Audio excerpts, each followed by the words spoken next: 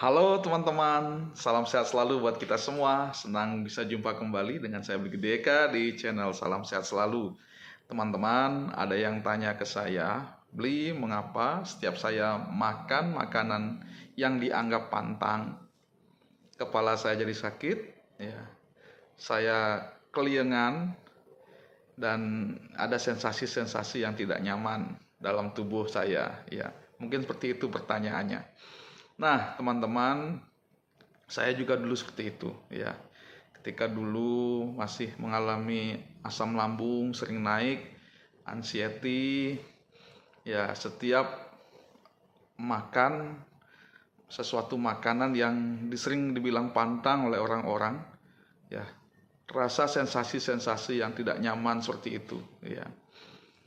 Nah, apa kira-kira penyebabnya, teman-teman? Jadi saya melihat ada dua hal ya yang menyebabkan. Yang pertama karena memang efek dari makanan itu sendiri. Ya bisa jadi ya. Saya dulu pernah mencoba kopi, awal-awal mencoba kopi terasa tidak nyaman ya, jantung berdebar, agak-agak sesak gitu ya. Nah, setiap kali minum kopi rasanya seperti itu. Sehingga sempat saya pikir, saya tidak bisa lagi minum kopi. Begitu juga dengan hal-hal lainnya yang dianggap pantang. Nah, jadi itu efek ya. Jadi setelah saya pelajari misalnya masalah kopi tadi, ternyata memang bukan kopinya yang masalah, tetapi memang gula yang ada dalam kopi itu ya. Ketika kita bikin kopi ada gulanya, nah gulalah yang membuat efek seperti itu. Jadi itu efek dari makanan itu sendiri ya. Mungkin makanan-makanan lain seperti sayuran, kadang kita merasa begah ya, atau habis makan roti rasanya tidak enak, ya memang itu adalah efek dari makanan itu sendiri. Tetapi juga ada yang namanya semacam trauma, ya fobia. Jadi mungkin ketika dulu teman-teman makan sesuatu makanan dan kemudian merasa tidak nyaman, nah itu akhirnya menjadi fobia. Setiap kali makan makanan itu, atau jangankan makan, melihat saja makanan itu sudah muncul reaksi-reaksi yang aneh ya. Dulu saya pernah punya fobia dengan apa namanya itu, bekicot ya. Dulu pernah masak bekicot, habis makan seperti keracunan. Dan sejak saat itu setiap kali melihat bekicot, bukan makan ya, hanya melihat saja, saya langsung merasa mual, perut sakit ya. Dan saya pikir kenapa? Padahal saya tidak makan, hanya lihat binatang itu saja, lihat bekicotnya saja sudah seperti itu. Ternyata saya mengalami fobia ya. Tapi syukur kemudian lewat terapi-terapi saya bisa menghilangkannya. Nah, jadi dua hal ini yang seringkali membuat kita terganggu ya. Kadang bukan masalah makanannya, tetapi kita mengalami yang namanya fobia dari makanan itu sendiri. Nah, bagaimana mengatasi, teman-teman? Nah, ketika kita merasa makanan-makanan itu pantang ya, yang pertama harus kita pikirkan apakah makanan itu berguna dulu untuk kita. Kalau makanan itu tidak berguna, ya mungkin sebaiknya nggak dimakan. Ya, asam lambung ini sebenarnya menolong kita punya pola hidup sehat sebenarnya. Ya dulu kita sembarang makan ya, sembarang makan. Tapi dengan kita mengalami asam lambung, kita sebenarnya diarahkan untuk punya pola hidup sehat. Jadi teman-teman, kalau hal itu makanan itu mungkin kurang bagus ya.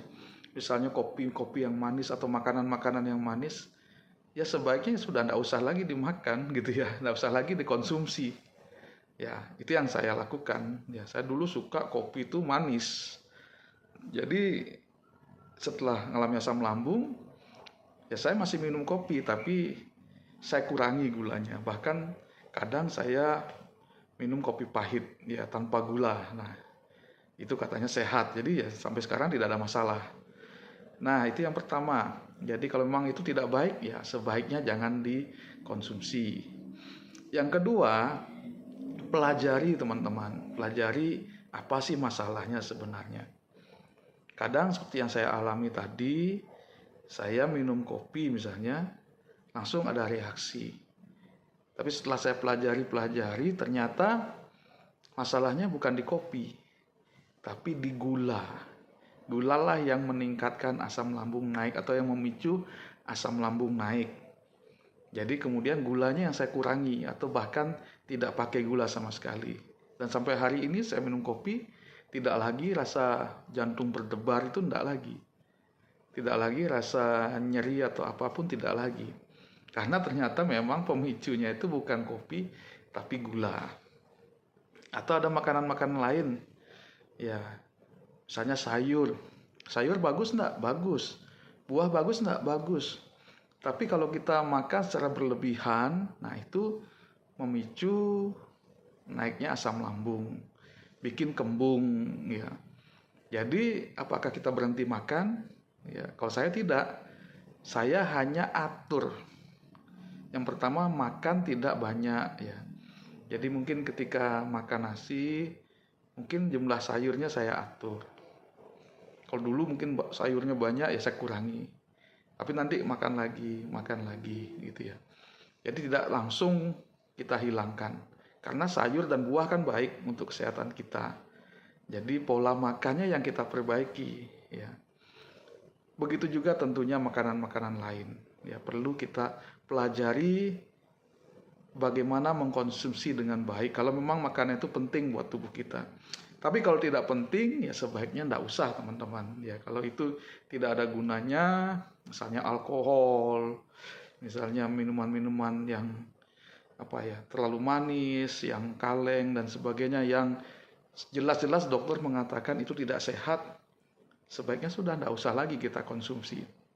Tetapi kalau ada makanan yang baik untuk kesehatan, tetapi kita ketika mengkonsumsinya merasa tidak nyaman, ya jangan buru-buru tidak makan, tetapi pelajari bagaimana caranya mengkonsumsi. Ya, seperti yang saya cerita tadi, cari masalahnya di mana. Kalau misalnya sayur, ya mungkin jangan terlalu banyak dulu, makan sedikit-sedikit. Ya, begitu juga dengan kopi, mungkin kopinya tetap gulanya yang dikurangi atau bahkan tidak pakai gula sama sekali. Ya, begitu teman-teman. Semoga ini bisa bermanfaat dan menolong teman-teman untuk bisa hidup sehat, tapi juga tidak mengurangi sukacita teman-teman dalam menikmati anugerah Tuhan, yaitu makanan dan minuman yang disediakan Tuhan bagi kita. Oke teman-teman, ingat selalu bahwa asam lambung hanya sakit biasa. Saya bisa sembuh, saya yakin teman-teman juga pasti bisa sembuh. Semangat teman-teman.